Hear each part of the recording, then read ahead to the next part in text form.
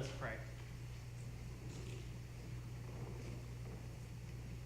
Holy God, on this night that we gather to remember the Last Supper that you shared with your disciples, open our hearts to what you share with us in this time.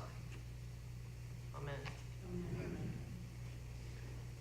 So what we just heard journeyed from the final night that Jesus had to the point where he's being led to a cross.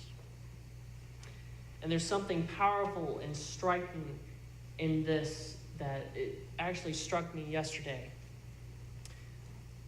For any of us who have lost a loved one in our life, we know what it's like to see that individual go through the emotions of the anxiety, the fear, the turmoil, and also to have the moments of peace and calm as they grapple with the inevitable end that cannot be avoided. Especially for those whose death comes in a way that is not sudden, but one that is lived out.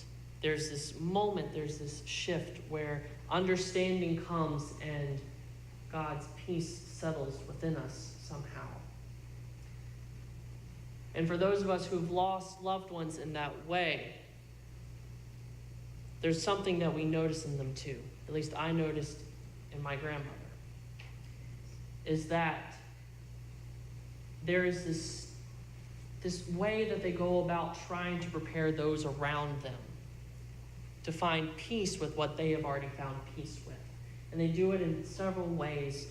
They do it by giving mementos, a family Bible, the medals from the grandfather, the frying pan that cooked the chicken in the kitchen all throughout childhood. And they do it by offering things, words, advice, loving affirmations to say, this is how I saw you. This is how I lived my life, and I want you to carry this forward. Remember to love your siblings. Remember to get together at Christmas and Easter and share a meal. Don't forget to always say, I love you. I think those moments can help us understand what Jesus does on this final night that we hear in the gospel. Because that's exactly what Jesus is going through. He's having these moments where he's struggling and coming to peace with his own inevitable death. And on that final night, he offers to the disciples, and through them, us, a gift. A way to not only remember him, but to experience and fully be in his presence when his physical body would no longer be with us. He offered that to us in the bread and in the wine, his body and his blood. You see something so mundane as bread and wine, and yet in it, it's such a miraculous, transformative power.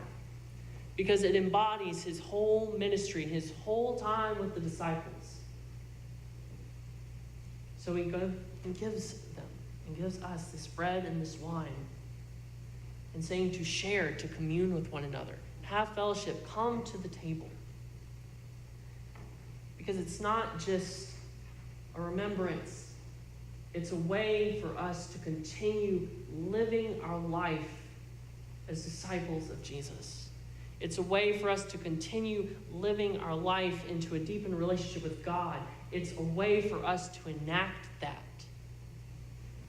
There's a reason why in our tradition, whether you call it Mass, the Lord's Supper, Communion, Eucharist, there's a reason why we practice it regular and often. It's because it's not just a place to find strength. It's not just a place to find healing or solace. It is about transformation. It's about seeing the face of Jesus when we come to it. It's about seeing Christ and those beside us at that rail. It's about living the life that Jesus shows us and taught us to live.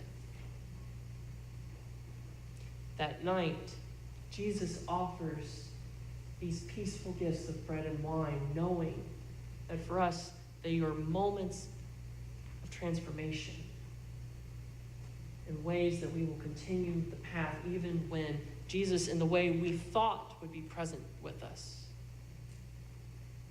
isn't. And so as we gather tonight at this table to celebrate the final Eucharist before Good Friday, let us come to it with the intention that Jesus means it to have. Let us come to it knowing that it is a gift to all of us from someone who loved us and loves us still in such a complete and unimaginable way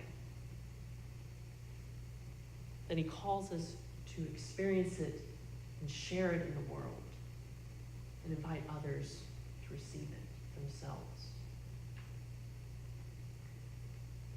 So let us gather at this table and experience Christ's love for us as we reflect on how deep and true that love is.